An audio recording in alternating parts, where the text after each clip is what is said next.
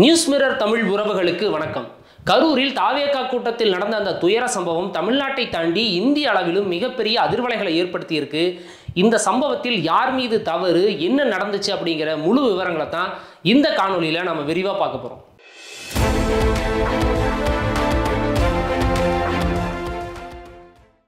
கரூரில் தாவேகா கூட்டத்தில் நடந்த துயர சம்பவத்திற்கு திமுகவின் சதிவலை தான் காரணம், திமுகவினோட கரங்கள் இதில் பின்னாடி இருக்கு அப்படின்னு பரவலாக குற்றச்சாட்டு எழுது. செந்தில் பாலாஜி தான் அதற்கு மூல காரணம் அப்படின்னு தாவேகாவினர் உள்ளிட்ட சிலரும் இது குற்றச்சாட்டு வைக்கிறாங்க. சரி, இந்த பிரச்சனைக்கான மூல காரணம் எங்க இருக்குது அப்படின்னு நம்ம முதல்ல இருந்து ஆராய்ஞ்சு பார்க்கணும். கரூரில் நடக்கிற கூட்டத்துக்கு முன்னாடி நாமக்கல்ல கூட்டம் நடந்துச்சு. அந்த நாமக்கல் கூட்டம் காலை 8:45 மணிக்கு நடைபெறும் அப்படின்னு அறிவிச்சிருந்தாங்க. தாவேகா சார்பிலையும் விஜய் அவர்களும் அறிவிச்சிருந்தாங்க. ஆனால் விஜய் அவர்கள் சென்னையில் இருந்து கிளம்புனதே 8:45 மணிக்கு தான் கிளம்புனாரு. அப்போ அங்கிருந்து திருச்சிக்கு வரக்கு விமானத்தில் 1 மணி நேரம், அங்கே இருந்து மறுபடியும் நாமக்கல் போகிறக்கு ஒரு 2-2.5 மணி நேரம்னா குறைஞ்சபட்சம் ஒரு 3 to 4 மணி நேரம் ஆகும். இதெல்லாம் தெரிஞ்சிருந்தும் 8:45 கிளம்புனா அங்கே நம்ம போய் சேர்றப்பே 12 மணியும் ஆயிடும்னு தெரிஞ்சும், மக்கள் காலையில் 5 மணியிலிருந்தே அங்கே வந்து காத்துக்கிட்டு இருக்கிறாங்கன்னு தெரிஞ்சும் இவ்வளவு காலதாமதமாக விஜய் கிளம்பி சென்றதான் இது எல்லாத்திற்குமான முதல் காரணம். ஏன் அப்படின்னா, விஜய் வந்து நடிப்பில் வந்து ரொம்ப சின்சியரான ஆர்டிஸ்ட்னு சொல்லுவாங்க. அவர் கூட பணியாற்றிய டேரக்டர்லாம் கூட சொல்லுவாங்க, 6 மணிக்கு ஷூட்டிங் அப்படின்னா 5:45 இவர் மேக்கப்போட ரெடியாக இருப்பார், எப்போவுமே டிலே பண்ண மாட்டார், இவரால் எந்த ஒரு பிரச்சனையும் வந்ததில்லை அப்படின்னு சொல்லுவாங்க. அப்போது தன்னுடைய தொழில் காட்டக்கூடிய அந்த சின்சியாரிட்டியை வந்து இங்கேயும் காட்டியிருந்தாருன்னா பிரச்சனை வந்து இருக்காது. நீங்கள் கேட்கலாம், எல்லா கட்சியும் இப்படித்தானே, எந்த கட்சியுமே சொன்ன நேரத்துக்கு கூட்டத்துக்கு வரமாட்டாங்களே, அப்போ விஜய் மேலே மட்டும் என்ன தப்புன்னு நீங்கள் கேட்கலாம். பொதுவாக இப்படி ஒரு கூட்டம் நடக்குதுன்னா சம்பந்தப்பட்ட அந்த அரசியல் கட்சி தலைவர்கள் அதே பகுதியில் தான் இருப்பாங்க. உதாரணத்துக்கு நாமக்கல்ல கூட்டம் நடக்குதுன்னா அங்கே பக்கத்தில் இருக்கக்கூடிய ஒரு 10-20 கிலோமீட்டரில் ஏதோ ஒரு பகுதியில் தான் தங்கியிருப்பாங்க. ஒரு 1 மணி நேரம் கூட்டம் சேர்ந்ததுக்கு பிறகு கொஞ்சம் லேட்டாக வருவாங்க. இதுதான் வழக்கமாக எல்லா கட்சிகளும் செய்யக்கூடிய விஷயம். ஆனால் இவர் 8:45 கூட்டம் நாமக்கல்லன்னு அறிவிச்சுட்டு 8:45 தான் சென்னையிலேருந்து கிளம்புறாரு. இன்னொரு விஷயம் கூட சொல்லலாம், இவர் வந்து இப்போ சாலை மார்க்கமாக வர முடியல, காலதாமதம் ஆயிடுச்சு, இல்லை வந்து இவர் வந்து ஒரு பப்ளிக் ஃப்ளைட்டில் வராரு, ஒரு இண்டிகோ ஃப்ளைட் வராரு, திருச்சிக்கு வரக்கு அந்த டைமுக்கு ஃப்ளைட் இல்லை, அதனால லேட் ஆயிடுச்சுன்னு சொன்னால் கூட பரவாயில்ல. இவர் தனியாக ஒரு சார்ட் அவுட் ஃப்ளைட்டில் வராரு. அப்போ 6 மணிக்கே சென்னையிலிருந்து கிளம்பி குறைஞ்சபட்சம் ஒரு 10 மணிக்கு வந்திருந்தாருன்னா கூட இந்த கூட்டத்தை முடிச்சுட்டு கரூரில் 1 மணிக்கு கூட்டம்னு சொல்லியிருந்தாங்க. அந்த கூட்டத்திற்கு ஒரு 2-3 மணிக்காவது வந்திருக்கலாம். அப்போ ஒரு 4000-5000 பேர் மட்டும்தான் அந்த பகுதியில் இருந்தாங்க. அப்போ வந்திருந்தா பெரிய அளவுக்கான எந்த ஒரு கூட்ட நெரிசலுமே ஏற்பட்டிருக்காது, நிறைய பேர் மயக்கமாக இருக்க மாட்டாங்க. இதில் என்ன பிரச்சனை நடந்துச்சுன்னா, 1 மணிக்கு கூட்டம் அப்படின்னு சொல்கிறதுனால காலையில் 9-10 மணியிலிருந்தே வந்து அங்கே மக்கள் வந்து குழும ஆரம்பிச்சிட்டாங்க. 1 மணிக்கு தானே நம்ம இந்த விஜய் கூட்டத்தை முடிச்சுட்டு அதுக்கப்புறம் வீட்டுக்கு போய் சாப்பிட்டுக்கலாம் அப்படிங்கிற காரணத்தினால நிறைய பேர் தண்ணி, உணவு அதெல்லாம் கொண்டு வராமல் விட்டுட்டாங்க. அதனால் என்ன ஒரு பிரச்சனை நடந்துச்சு அப்படின்னா, காலையிலிருந்து சாயங்காலம் வரைக்கும் தண்ணி, சாப்பாடு எதுவுமே இல்லாமல் அவங்க காத்துக்கிட்டு இருந்ததுனால மிகப்பெரிய ஒரு களைப்பு வந்து அங்கிருந்த மக்களுக்கு ஏற்பட்டுருச்சு. அதனால தான் விஜய் அவர்கள் அந்த கூட்டத்துக்கு வரப்பவே பார்த்தீங்கன்னா நிறைய பேர் மயக்கம் போட்டு கீழே விழுந்தாங்க. அப்போவே அவங்களை முதலுதவி செய்யறதுக்காக தூக்கிட்டு போனாங்க. அப்போது விஜய் வந்து அந்த கூட்டத்தில் பேச ஆரம்பித்த பிறகு, குறிப்பாக செந்தில் பாலாஜியை விமர்சித்து பேச ஆரம்பித்த பிறகு தான் இப்படி ஒரு சதி வேலையை திமுக அங்கே அரங்கேற்றி இருக்கு, அங்கே வந்து அவங்க ஆட்களை உள்ளே அனுப்பியிருந்தாங்க அப்படின்னு சொல்கிறாங்க. அப்படி நிச்சயமாக செய்வதற்கு வாய்ப்பில்லை. வேறு ஏதாவது ஒரு அசம்பாவிதம் பண்ணுறாங்க, ஒரு திருட்டு நடந்துருச்சு, வேறு ஏதாவது வகையான ஒரு சில்மிஷத்தில் ஈடுபடுறாங்க, அந்த மாதிரியான ஒரு செயல்களை செஞ்சு அந்த பழியை தூக்கி தாவேகா மேலே போட்டாங்கன்னு சொன்னால் கூட அது ஏற்றுக்கொள்ளும்படியாக இருக்கும். ஒரு 10,000-20,000 பேருக்கு மேலே இருக்கக்கூடிய கூட்டத்தில் ஒரு 50 பேரை அனுப்பி இவங்க ஒரு கூட்ட நெரிசலை எப்படி ஏற்படுத்த முடியும்? அது காரணம் கிடையாது. அதற்கு முக்கியமான காரணம் என்ன அப்படின்னா, இவங்க முறையாக அந்த பகுதியில் திட்டமிடாதான். இப்போ தாவேக்கால் என்ன சொல்கிறாங்கன்னா, நாங்கள் ரவுண்டானா பகுதி தான் கேட்டோம், ஆனால் அதை கொடுக்காம இடம் நெருக்கடியாக இருக்கக்கூடிய வேலுசாமிபுரத்தில் கொடுத்துருக்காங்க அப்படின்னு சொன்னாங்க. அதே பகுதியில் தான் 2 நாட்களுக்கு முன்னாடி எதிர்க்கட்சி தலைவரான இபிஎஸ் வந்து பிரச்சாரம் செஞ்சுட்டு போயிருந்தார். அங்கே எந்த ஒரு சின்ன பிரச்சனையும் கூட கிடையாது. இபிஎஸ் அவர்கள் கரூரில் மட்டுமில்லை, தமிழ்நாட்டில் இதுவரை 150க்கும் மேற்பட்ட இடங்களில் வந்து அவர் பேசியிருக்கிறாரு. எல்லா இடத்துலையுமே மிகப்பெரிய கூட்டம். இன்னும் சொல்ல போனால் விஜய் அவர்களுக்கு கூடிய கூட்டத்தை விட இபிஎஸ் அவர்களுக்கு பல்வேறு தொகுதிகளில் வந்து இதை விட பிரம்மாண்டமான கூட்டம் கூடியிருந்துச்சு. அங்கேயெல்லாம் அப்போ திமுக சார்பில், அந்த அரசு சார்பில் போதிய பாதுகாப்பு கொடுத்துருந்துச்சான்னு கேட்டிங்கன்னா கிடையாது. இதை வந்து இபிஎஸ் அவர்களே பல இடங்களில் சுட்டி காட்டியிருந்தார். எதிர்கட்சிகளுக்கு காவல்துறை ஒரு மாதிரியான அணுகுமுறையும், ஆளுங்கட்சிக்கு ஒரு முறையான அணுகுமுறையும் கொடுக்குறாங்கன்னு சொன்னாங்க. அது உண்மைதான். இப்போது இபிஎஸ் நடத்தின கூட்டத்துக்கும் காவல்துறை ஒத்துழைப்பு கொடுக்கல அப்படிங்கிற பட்சத்துலையும் அங்கே எந்த ஒரு பிரச்சனையுமே இல்லாமல் 150 கூட்டங்களை அவர் எப்படி வந்து பேசினாருன்னு கேட்டிங்கன்னா, அந்த கட்சியில் இந்த கூட்டத்தை எப்படி வந்து ஒழுங்குபடுத்தணும், எப்படி ஆர்கனைஸ் பண்ணணும்னு அறிவு இருக்கக்கூடிய அந்த அனுபவம் இருக்கக்கூடியவர்கள் வந்து இருந்தாங்க. இங்கே வந்து அந்த அனுபவம் இல்லை. அப்படி அனுபவம் இல்லை அப்படின்னாலும் அப்படிப்பட்ட அனுபவம் இருக்கக்கூடியவர்களை கூட வச்சிருந்தாங்கன்னா எந்த பிரச்சனையும் இருந்திருக்காது. இன்னும் சொல்ல போனால் இதுதான் விஜய் அவர்களுடைய முதல் கூட்டம். முதல் கூட்டத்திலே இப்படி ஒரு அசம்பாவிதம் நடந்துருச்சு அப்படின்னா விஜயை வந்து நம்ம யாருமே குற்றம் சொல்ல முடியாது. ஏன்னா இப்போதான் முதல் முறையாக அவர் வந்து பேசுகிறாரு. அந்த முதல் கூட்டத்திலே இப்படி ஒரு அசம்பாவிதம் ஏற்பட்டுருச்சுன்னா அந்த ஒரு க்ரௌடு எப்படி வரும், அவங்க எப்படி ரெஸ்பான்ஸ் பண்ணுவாங்க அப்படிங்கிற விஷயம் வந்து யாருக்குமே தெரியாது. விஜய், காவல்துறை யாருக்குமே தெரியாது. அப்படி ஒரு அசம்பாவிதம் நடந்துருந்துச்சுன்னா இதில் விஜய் மீது எந்த ஒரு தவறும் இல்லை அப்படின்னு நாம் சொல்லலாம். ஏற்கனவே 2 மாநாடுகளை முடிச்சிட்டாரு. அது மட்டும் இல்லாமல் 2 முறை மக்கள் சந்திப்பையே முடிச்சிட்டார். இது 3வது சந்திப்பு. அந்த 4 விஷயங்களையும், அதாவது 2 மாநாடு 2 மக்கள் சந்திப்புலையும் என்ன மாதிரியான கூத்துக்கள் நடந்துச்சுன்னு நாம் பார்ப்போம். முதல் மாநாட்டிலேயே அவர் ரசிகர்கள் வந்து மிகப்பெரிய சேட்டைகள் ஈடுபட்டதுனால தான் இந்தியாவில் எங்கேயுமே நடைபெறாத அளவுக்கு அந்த ரேம்பாக் சுற்றி இருக்கக்கூடிய கிரில்லில் கிரீஸை தடவுனாங்க. அப்போது தன்னுடைய கட்சிக்காரன் எப்படி பிஹேவ் பண்ணுவாங்கிறது போலீஸுக்கு தெரிஞ்சிருக்குதோ மற்றவங்களுக்கு தெரிஞ்சிருக்கிறதோ இல்லையோ தாவேகாவினுடைய நிர்வாகிகளுக்கு நல்லாவே தெரிஞ்சிருக்குது. அதனால தாவேகா தலைமையினுடைய உத்தரவின் பேரில் அந்த கிரில்லில் பூரா பார்த்தீங்கன்னா கிரீஸை தடவி வச்சுருந்தாங்க. அப்போது தன்னுடைய கட்சி தொண்டன் எப்படி நடந்துக்குவாங்கிறது எல்லாருக்குமே அவங்களுக்கு தெளிவாக தெரிஞ்சிருக்கு. இதற்கு முன்னாடி நடந்த கூட்டங்களில் கூட அந்த மரத்து மேலே ஏறாத, கரண்ட் கம்பத்து மேலே ஏறாதுன்னு சொல்லி தொடர்ச்சியாக வந்து அந்த அனௌன்ஸ் பண்ணிட்டு இருந்தாங்க. இப்போ நடந்த கூட்டங்களையும் அந்த மாதிரி நடந்துட்டு இருந்துச்சு. கரூருக்கு முன்னாடி பேசின நாமக்கல்லையும் பார்த்தீங்கன்னா அந்த திரண்டிருந்த அந்த ரசிகர்கள் என்ன பண்ணாங்கன்னா முண்டி அடிச்சுட்டு ஒரு கடையோட போர்டு மேலே ஏறுறாங்க. அது உடஞ்சி விழுகுது. அந்த கடைக்காரர் ஒரு தடி எடுத்துட்டு அடிக்கிறார். அதையும் பிடுங்கி எறிஞ்சிட்டு இவங்க மேலே ஏறுறாங்களே தவிர ஒரு தனியாருக்கு சொந்தமான, அது ஒருத்தருக்கு சொந்தமான ஒரு பொருள், அதை நம்ம சேதப்படுத்தக்கூடாது அப்படிங்கிற ஒரு அடிப்படை அறிவு கூட இல்லாமல் விஜயை எப்படியாவது பார்த்துணுங்கிற அந்த ரசிக மோகத்தில் இப்படி பொது சொத்துக்களுக்கும் தனியார் சொத்துக்களும் சேதம் விளைவிச்சதை கடந்த காலத்தில் பார்த்தோம். அப்போது காவல்துறை போதிய ஒத்துழைப்பை தாவேகாவினருக்கு வழங்கவில்லை அப்படிங்கிற விஷயம் இந்த 4 கூட்டத்திலேயே கண்டிப்பாக தாவேகா தலைமைக்கு தெரிஞ்சிருக்கும். அப்போ என்ன பண்ணியிருக்கணும் அப்படின்னா தன்னுடைய பாதுகாப்பிற்காக துபாயிலிருந்து பவுன்சர்ஸை விஜய் கூட்டிகிட்டு வராரு. மத்திய அரசிட்டையும் கேட்டு Z+ பாதுகாப்பு அவருக்காக வச்சிருக்கார். அப்போது தன்னை பாதுகாத்து கொள்வதற்காக இத்தனை விஷயங்களை செய்ய தெரிந்த விஜய்க்கு காவல்துறை போதிய பாதுகாப்பு கொடுக்கல. அப்போது அங்கே வரக்கூடிய கூட்டத்துக்கு, மக்களுக்கு, தன்னுடைய ரசிகர்களுக்கு பாதுகாப்பு கொடுக்கறதுக்கு நாம் என்ன நடவடிக்கைகளை ஏற்படுத்தணும்னு சொல்லிட்டு குறைந்தபட்சம் தனியார் பவுன்சர்களை ஒரு 100-150 பேரை ஏற்பாடு பண்ணியிருக்கலாம். அப்படி இல்லைன்னா கட்சிக்குள்ளேயே தொண்டர் படைன்னு ஒன்று அமைச்சு அவங்க வந்து அந்த ஒழுங்குபடுத்தும் பணியில் ஈடுபடுத்தி இருக்கலாம். இந்த மாதிரியான எந்த விஷயங்களையுமே தாவேகா தலைமை செஞ்ச மாதிரியான தெரியல. நீங்கள் ஒரு விஷயம் கேட்கலாம், இப்போது முறையாக காவல்துறை இதுக்கு வந்து பாதுகாப்பு கொடுத்துருக்கணும், அப்போ இது காவல்துறையோட தவறு தான் நீங்கள் கேட்கலாம். இதற்கு 2 நாட்களுக்கு முன்னாடி நடந்த இபிஎஸ் அவர்கள் கூட்டத்திற்கு வெறும் 170 காவலர்கள் தான் பாதுகாப்பு கொடுத்துருக்காங்க. ஆனால் இங்கே வந்து தாவேகா சார்பில் 10,000 பேர் வருவாங்கன்னு சொன்னதுனால 20 பேருக்கு ஒரு போலீஸ் வீதம் 500 காவலர்கள் வந்து பாதுகாப்பு பணியில் ஈடுபடுத்தி இருக்காங்க. ஆனால் அந்த காவலர்கள் சொன்ன பேச்சை அங்கே வந்து யாருமே கேட்கலைங்கிறது நம்ம மீடியாவில் வெளியான விஷுவல்ஸை பார்த்தீங்கன்னாவே உங்களுக்கு நல்லா தெரியும். எல்லாரும் அந்த ஃபோக்கஸ் லைட் மேலே ஏறுறது, டிரான்ஸ்ஃபார்மர் மேலே ஏறுறது, இப்படின்னு எங்கெங்கெல்லாம் இடம் கிடைக்குதோ அங்கே ஏறி பார்க்கறதுக்கான வேலைகளில் ஈடுபட்டாங்களே தவிர காவல்துறைக்கோ, இன்னும் சொல்ல போனால் அந்த கட்சி நிர்வாகிகளே சொல்கிறாங்க மேலே ஏறாதீங்க இறங்குன்னு, அவங்களுக்கு எந்த விதமான ஒத்துழைப்பையுமே இவங்க வந்து கொடுக்கல. இப்படி ஒரு கட்டுப்படாத ரசிக வெறி கொண்ட ஒரு கூட்டத்தினால தான் இந்த மாதிரியான ஒரு மிகப்பெரிய ஒரு டிசாஸ்டர் ஏற்பட்டுச்சு. இப்போ நீங்கள் இந்த கூட்டத்திலேயே இறந்த 40 பேரில் பார்த்தீங்கன்னா எல்லாருமே கரூரை சேர்ந்தவங்களான்னு பார்த்தீங்கன்னா இல்லை. பக்கத்தில் இருக்கக்கூடிய மாவட்டங்கள் திருச்சி, சேலம், ஈரோடு இப்படின்னு சுற்றி இருக்கக்கூடிய பல மாவட்டங்கள்லேருந்து வந்து குழுமி இருக்காங்க. இது வந்து அவங்க தன்னிச்சையாக வந்தது மட்டும் கிடையாது. இங்கே தாவேகா தலைமை அறிவுறுத்தி நம்ம ஒரு மிகப்பெரிய ஒரு கூட்டத்தை காட்டணும், நாம் ஒரு மாசம் காட்டணும்னு சொல்லி ஒவ்வொரு நிர்வாகிகளுக்கு ஆர்டர் போட்டு நீங்கள் ஒரு 100 பேரை கூட்டிகிட்டு வாங்க அப்படி இருந்தால் இந்த கூட்டம் சேர்த்துருக்காங்க. ஆர்கானிக்காக சேர்ந்த க்ரௌடு பாதி அப்படின்னா இவங்க வந்து நிர்வாகிகளை அழைச்சி நாம் ஒரு பெரிய கூட்டத்தை கூட்டணும்னு இவங்க செஞ்ச ஏற்பாடு மீதி. இது மட்டும் இல்லாமல் அவர் பஸ் போகிறப்ப பின்னாடி ஃபாலோ பண்ணிட்டு போய் அப்படி போகிறதுக்காக மட்டும் ஒரு 2000 பேர் ஏற்பாடு செஞ்சுருக்காங்க. ஏன்னா விஜய் வந்து அப்போ தான் மெதுவாக போக முடியும், அங்கே நிறைய கூட்டம் சேரும், நாம் பெரிய மாஸ் காட்டலாம் அப்படின்னு அந்த ஒரு நினைப்பு தான் இப்படி ஒரு டிசாஸ்டர் ஏற்படுறதுக்கே முக்கியமான காரணம். அப்போது இதில் திமுக மீது எந்த தவறும் இல்லையான்னு நீங்கள் கேட்கலாம். திமுக மட்டும் இல்லை, யார் ஆளுங்கட்சியாக இருந்தாலும் எதிர்கட்சிகளுக்கு போதிய ஒத்துழைப்பு கொடுக்க மாட்டாங்க. இன்னும் சொல்லப்போனால் திமுகவினுடைய கூட்டணி கட்சியாக இருக்கக்கூடிய விசிகாவினருக்கு பல இடங்களில் கொடியேற்றுவதற்கு அனுமதி கிடைக்கிறது இல்லை, அவங்க கூட்டங்களுக்கு சரியான பர்மிஷன் கிடைக்கிறது இல்லைன்னு அவங்களே புலம்பிட்டு இருக்காங்க. அப்படி இருக்கிறப்போ எதிர்கட்சிகளுக்கு அவங்க எல்லா வகையான அடக்குமுறைகளையும் செய்யத்தான் பார்ப்பாங்க. அப்போ அதையெல்லாம் மீறித்தான் நாம் அரசியல் செய்ய வேண்டியது இருக்கும். விஜயகாந்த் அவர்கள் கட்சி ஆரம்பித்த பிறகு அவருக்கு அன்றைய ஆளுங்கட்சியாக இருந்த திமுக என்னென்ன இடைஞ்சல்களை கொடுத்ததுன்னு நம்ம எல்லாருக்குமே வெளிப்படையாக தெரியும்.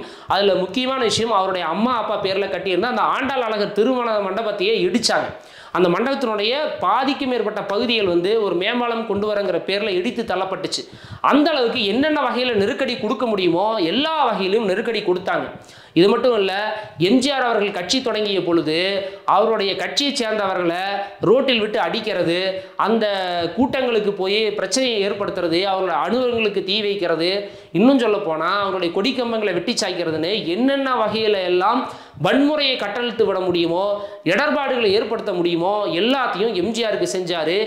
அதையெல்லாம் மீறித்தான் எம்ஜிஆர் எதிர்கொண்டு அவர் ஆளுங்கட்சியாக வர முடிஞ்சது. அப்போது ஒரு கட்சி ஆரம்பிக்கிறது மட்டும் முக்கியம் இல்லை, அதை நடத்தி கொண்டு போகிறதுக்கான விஷனும் ஒரு தலைமை பண்பும் இருந்தால் மட்டும்தான் அந்த கட்சியை நடத்த முடியும். கூட்டம் கூடுவதனால மட்டும் வச்சு ஒரு கட்சியை நடத்த முடியாதுங்கிறதுக்கு சிறந்த உதாரணம் எம்ஜிஆர் அவர்கள் தான். ஏன்னா அவருக்கு இருந்த அளவுக்கான ஒரு மாஸ், ஒரு கரிஸ்மா வந்து வேறு எந்த ஒரு தமிழ் நடிகருக்கும் இதுவரை கிடையாது.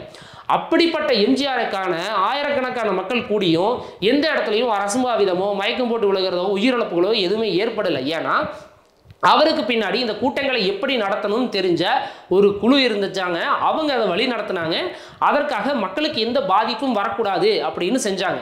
எம்ஜிஆருக்காகவும் இதே மாதிரி பல மணி நேரம் மக்கள் காத்திருந்து எம்ஜிஆரை பார்த்த காலங்கள் உண்டு. நான் சமீபத்தில் ஒரு அதிமுக முன்னாள் அமைச்சர்கிட்ட பேசினப்ப என்ன சொன்னார்னா, அவர் எம்ஜிஆர் அவர்கள் பிரச்சாரத்துக்கு வரும்பொழுது 12 வயது சிறுவன், அவர் நான் எம்ஜிஆர் அவர்களை பார்க்கணும்னு சொல்லிட்டு அவங்க அம்மாவை வந்து கம்பல் பண்ணி அழைச்சிட்டு போய் எப்போ இரவு 9 மணிக்கு போய் அவர் காலையில் 3 மணிக்கு வந்திருக்கார். அப்போ வந்து நேர கட்டுப்பாடெல்லாம் கிடையாது, எப்போ வேணாலும் பிரச்சாரம் பண்ணலாம். 96க்கு பிறகு தான் இந்த கட்டுப்பாடுகள்லாம் வந்துச்சு. அப்போ என்ன பண்ணாரா, இவங்க சாக்கு பை எடுத்துகிட்டு போய் அவர் பேச வரிய இடத்துல விரிச்சு அங்கேயே படுத்திருந்து எம்ஜிஆரை பார்த்துட்டு வந்தோன்னு சொன்னார். இந்த மாதிரியான ரசிகர்கள் கூட்டம் மிகப்பெரிய ஒரு கரிஸ்மாவோட ஒரு தலைவருக்கு இருந்துச்சுன்னா, ஒரு நடிகருக்கு இருந்துச்சுன்னா அது நிச்சயமாக எம்ஜிஆர் அவர்களுக்கு தான்.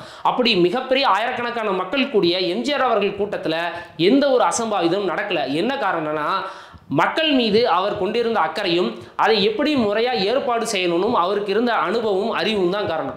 அப்படியான எந்த ஒரு அனுபவமோ அறிவோ இல்லை ஒரு அக்கறையோ இங்கே தாவேகா தலைமைக்கும் கிடையாது, நடிகர் விஜய் அவர்களுக்கும் கிடையாது. இப்போ கடைசியில் என்ன நடந்துச்சுன்னா, நான் கூட்டத்தை கூட்டி மாஸ் காட்டணும், நான் பெரிய ஆளுன்னு காட்டணும் அப்படின்னு இவங்க நினச்சதனுடைய விளைவு 40 பேருடைய உயிர் வந்து பறி போயிருக்கு. இதில் முழுக்க முழுக்க விஜய் அவர்களையே நம்ம குற்றம் சொல்ல முடியுமா அப்படின்னு கேட்டாலும் சொல்ல முடியாது. ஏன்னா அவருடைய என்னன்னா நம்ம ஒரு மிகப்பெரிய க்ரௌட் ஆர்கனைஸ் பண்ணி காட்டணும், அதனால் நம்ம வந்து ஒரு பெரிய இமேஜ் நமக்கு உயரும், நம்ம அரசியல் வந்து இன்னும் கொஞ்சம் கூடுதல் சதவீத ஓட்டு வாங்கலாம் அப்படிங்கிற மாதிரி எண்ணம் தான் இருந்திருக்குமே தவிர, இப்படி ஒரு கூட்டத்தை கூட்டி மக்களை வந்து கொல்லணும்னு நிச்சயமாக அவர் நினச்சிருக்க மாட்டார். ஆனால் அவர் காலதாமதம் செய்யாமல் குறிப்பிட்ட நேரத்திற்கு வந்து, குறிப்பிட்ட நேரத்துக்குனா ஒரு மணி நேரம் 2 மணி நேரம் தாமதம் வந்தால் கூட அது ஏற்றுக்கொள்ளக்கூடியது. ஆனால் நீங்கள் 1 மணிக்கு வரீங்கன்னு சொல்லி அவன் ஏதோ படம் பார்க்க போகிற மாதிரி வந்து FDFS ஷோ நைட்டு பார்க்குறதுக்கு எப்படி வெயிட் பண்ணுவானோ அதே மாதிரி நீ 1 மணிக்கு வரேன்னு சொன்ன கூட்டத்துக்கு அவன் காலையில் 6 மணி 7 மணிலேருந்து வந்து வெயிட் பண்ணிட்டு இருக்காங்க. ஆனால் நீங்கள் நைட்டு 7 மணிக்கு வரீங்க அப்படின்னா அவன் எப்படி ரோட்டில் வெயிட் பண்ணுவான்? நிறைய குழந்தைகள் பெண்கள் வராங்க அப்படிங்கிறது உங்களுக்கும் தெரியும். அப்போ அவங்க வந்து பல மணி நேரம் எப்படி வந்து வெயிட் பண்ண முடியுங்கிற அக்கறை உங்களுக்கு இருந்திருக்கணும். இல்லை அந்த கூட்ட நெரிசலை கட்டுப்படுத்துவதற்கான போதிய ஏற்பாடுகளை அரசாங்கம் ஒத்துழைக்கல அப்படின்னா அதற்கான ஏற்பாடுகளை நீங்கள் செஞ்சுருக்கணும். இந்த 2 விஷயத்தையுமே செய்யலை. அடுத்தது இன்னொரு குற்றச்சாட்டு என்ன சொல்கிறாங்க அப்படின்னா, இவங்க பேசிக்கிட்டு இருக்கிறப்ப கரண்ட் கட் பண்ணிட்டாங்கன்னு சொல்கிறாங்க. எந்த ஒரு பொதுக்கூட்டத்திற்கும் கரண்ட் வந்து அரசாங்கத்தில் இருக்கக்கூடிய டிரான்ஸ்ஃபார்மர்ல இருந்தோ மின்கம்பத்தில் இருந்தோ எடுக்க மாட்டாங்க. இப்போ எந்த அரசியல் கட்சி கூட்டமாக இருந்தாலும் ஜென்ரேட்டர் மூலம் மட்டும்தான் இயக்கப்படுறாங்க. அந்த கரண்ட் கம்பியில் கொக்கி போட்டு இழுத்ததெல்லாம் அந்த காலம். இப்போ அந்த மாதிரியான வேலைகளை எந்த கட்சியும் செய்யறதில்ல. அவங்க என்ன பண்ணுறாங்கன்னா ஜென்ரேட்டர் ஏற்பாடு பண்ணியிருப்பாங்க. அந்த ஜென்ரேட்டரில் இருந்து தான் அந்த ஸ்பீக்கருக்கு ஃபோக்கஸ் லைட்டுக்கான எல்லா பவர் சப்ளையும் கொடுப்பாங்க.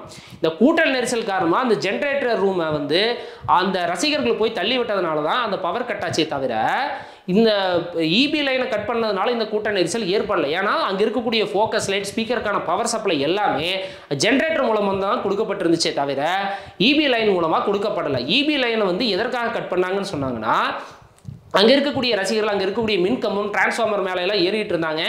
எவ்வளவு அறிவுறுத்தியும் அவங்க கீழே இறங்கலை.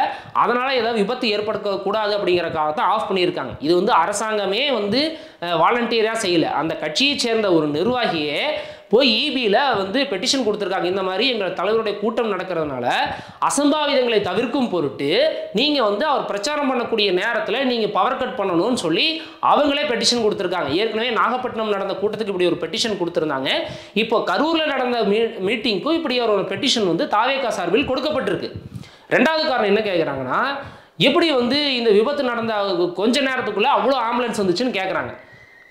தாவேகா சார்பிலேயே மயக்கமடைந்தவர்களை வந்து மீட்டு கொண்டு போகிறதுக்காக 10க்கும் மேட்ட ஆம்புலன்ஸை ரெடி பண்ணி அங்கே பகுதியில் நிறுத்தி வச்சுருந்தாங்க. ஒரு டாக்டர் குழுவும் நிறுத்தி வச்சுருந்தாங்க. நாமக்கல்லில் பார்த்தீங்கன்னா அங்கே போனால் நம்ம நண்பர்கிட்ட விசாரித்தேன், ஒரு பத்திரிகை நண்பர். அவர் என்ன சொன்னார்னா 15 ஆம்புலன்ஸ் வந்து நாமக்கல்லில் மட்டும் தாவேகா சார்பிலேயே தயார் பண்ணி 15 ஆம்புலன்ஸ்களை வந்து அந்த கூட்டம் நடக்கிற இடத்துக்கு பக்கத்துலேயே நிறுத்தி வச்சுருந்தாங்க.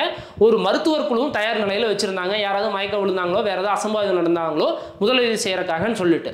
அப்போ இங்கேயும் 10க்கும் மேட்ட ஆம்புலன்ஸ் வந்து தாவேகா கட்சியின் சார்பிலேயே ஏற்பாடு செய்யப்பட்டு நிறுத்தப்பட்டிருக்கு. அது மட்டும் இல்லாமல் இந்த வேலுச்சாமிபுரம் கூட்டம் நடந்த பகுதியிலிருந்து ஜிஹெச்சுக்கு வந்து பார்த்தீங்கன்னா ஒரு 3.5 கிலோமீட்டர் டு 4 கிலோமீட்டர் தூரம் தான். அப்போ அந்த தூரத்தில் ஆம்புலன்ஸ் வரது பார்த்தீங்கன்னா 10 நிமிஷத்தில் வந்துடும்.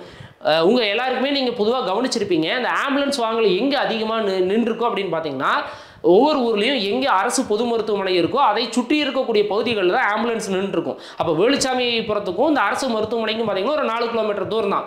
பொதுவாகவே இந்த மாதிரி ஒரு விபத்து நடந்துச்சு, நீங்கள் சாதாரணமாக ஒரு ரோடு ஆக்சிடென்ட் நடந்துருச்சுன்னு தகவல் கிடைச்சாவே ஒரு 4 ஆம்புலன்ஸ் ஒட்டுக்க வந்து நின்றுவாங்க. ஏன்னா அங்கே பேஷண்ட் இருப்பாங்க, நம்ம ஏற்றிட்டு போகணுங்கிறதுக்காக. ஏன்னா அவங்களுடைய தொழில் அது.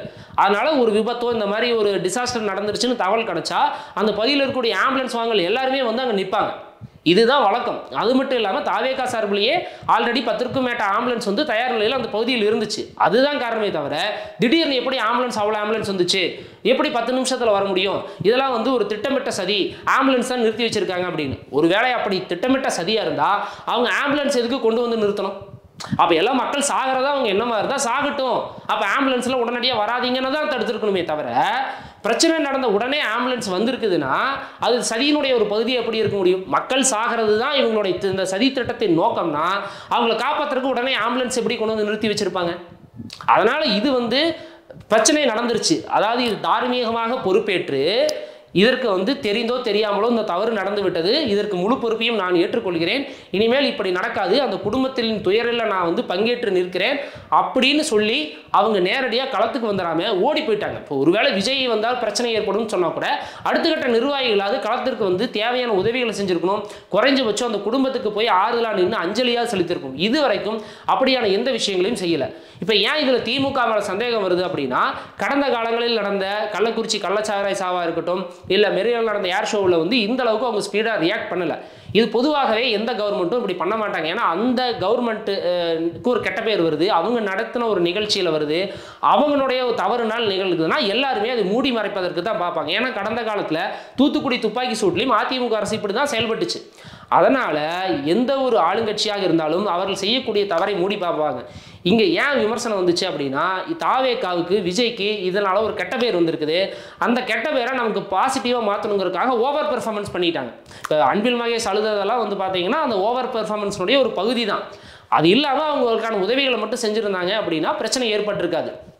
இப்போது செந்தில் பாலாஜி எப்படி 10 நிமிஷத்தில் வந்தாருன்னு கேட்குறாங்க. அவர் வீடு ஜிஹெச் பக்கத்தில் தான் இருக்குது, அதனால் 10 நிமிஷத்தில் வந்துட்டார். இப்போ இந்த கேள்வி கேட்குறவங்க அதிமுகவை சேர்ந்த முன்னாள் அமைச்சர் விஜயபாஸ்கர் அவர்களும் 10-15 நிமிஷத்தில் ஹாஸ்பிட்டலுக்கு வந்துட்டார். அப்போ அவர் எப்படி வந்தார்? அப்போ திமுக சதி மட்டும் இல்லாமல் திமுக மட்டும் இல்லாமல் அதிமுகவும் சேர்ந்து இந்த மக்களை கொல்றதுக்காக சதி பண்ணியிருக்கா அப்படின்னு நீங்கள் சொல்லுவீங்களா? அப்படி கிடையாது. இதுவே வந்து செந்தில் பாலாஜியால் ஒரு 4 மணி நேரம் காலதாமதமாக வந்தாருன்னு வச்சுங்க, உடனே அப்போ என்ன கேட்பாங்க? உள்ளூர்லேயே அமைச்சர் இருக்காரு, அவர் வீடும் பக்கத்துலேயே இருக்குது, ஆனால் 4 மணி நேரமாக வராமல் என்ன பண்ணார்? அப்போ வேணுனே மக்கள் சாகட்டும் அப்படின்னு அவர் இது கண்டுக்காமல் விட்டுட்டாருன்னு சொல்லுவாங்க. இன்னொன்று, காவல்துறை இந்த கூட்டத்தை கட்டுப்படுத்தலைன்னு சொல்கிறாங்க. இப்போ நான் கேட்குறேன், அந்த கூட்டம் நடத்தக்கூடிய பகுதியில் ஒரு பேரிகேட்டை போட்டு குழந்தைகளை கூட்டிகிட்டு வரக்கூடாதுன்னு சொல்லியிருக்காங்கம்மா, நீங்கள் யாரும் குழந்தைகள் உள்ளே கூட்டிகிட்டு போகாதீங்க அப்படின்னு பெண்களையும் குழந்தைகளையும் திருப்பி அனுப்பியிருந்தாங்க அப்படின்னா உடனே தாவேக்கினார் என்ன சொல்லுவாங்க? இங்கே பார்த்தீங்களா, எங்கள் தளபதிக்கு கூட்டம் கூடுறதை பொறுத்துக்க முடியாமல் காவல்துறை வந்து திமுக அரசு காவல்துறை வச்சு எங்கள் கூட்டத்துக்கு வர மக்களை திருப்பி அனுப்புகிறாங்க, இது மிகப்பெரிய அராஜகம் அப்படின்னு சொல்லியிருப்பாங்க. அதனால இதில் காவல்துறை எந்த வகையிலையும் பொறுப்பேற்க முடியாது அப்படிங்கிறது தான் உண்மை. பொதுவாகவே ஆளுங்கட்சியாக இருந்தால் எதிர்கட்சிகளை சப்ரஸ் பண்ணுறதுக்கான வேலைகளை எல்லாமே செய்வாங்க. ஆனால் அதையெல்லாம் மீறித்தான் எதிர்கட்சிகள் அரசியல் செய்யணும். ஒரு சின்ன உதாரணம், தலைவா படத்தில் டைம் டு லீட் அப்படின்னு ஒரே ஒரு கேப்ஷன் போட்டதற்காக ஜெயலலிதா அவர்கள் முதலமைச்சராக இருந்தபொழுது அன்றைய அதிமுக அரசு விஜய் அவர்களை என்ன பாடுபடுத்துச்சுன்னு தெரியும். எனவே இது வந்து திமுகவினுடைய சதி, அதனால தான் இப்படி ஒரு துயர சம்பவம் நடந்துச்சு அப்படின்னு சொல்றது நிச்சயமாக ஏற்றுக்கொள்ள முடியாதது. விஜய்க்கு ஒரு கெட்ட பெயர் ஏற்படுத்தி இருக்கு, அந்த கெட்ட பெயரை பயன்படுத்தி நமக்கு நல்ல பெயர் ஏற்படுத்திக்கலாம் அப்படிங்கறக்காக திமுக அரசு வேகமாக செயல்பட்டுச்சு. எந்த ஆளுங்கட்சியாக இருந்தாலும் தனக்கு எதிர்கட்சி இருக்கிற ஒரு தவறு நடந்துச்சுன்னா அது இப்படி தான் செயல்பட நினைப்பாங்க. அதுதான் இங்கேயும் நடந்திருக்கு. அது தவிர திமுக தான் சதி செஞ்சு இவ்வளவு மக்களை கொன்றுச்சுன்னு சொல்றது நிச்சயமாக ஏற்றுக்கொள்ள முடியாதது. இப்போ தாவேகா சார்பிலேயே நீதி வேணும்னு சொல்லி நீதிமன்றத்திற்கு போயிருக்காங்க. அங்கே நிச்சயமாக இந்த உண்மைகள் எல்லாம் வெளியே வரும். மற்றும் ஒரு காணொலியில் உங்களை சந்திக்கும் வரை உங்களிடமிருந்து விடைபெறுவது நவீன் கிருஷ்ணன்.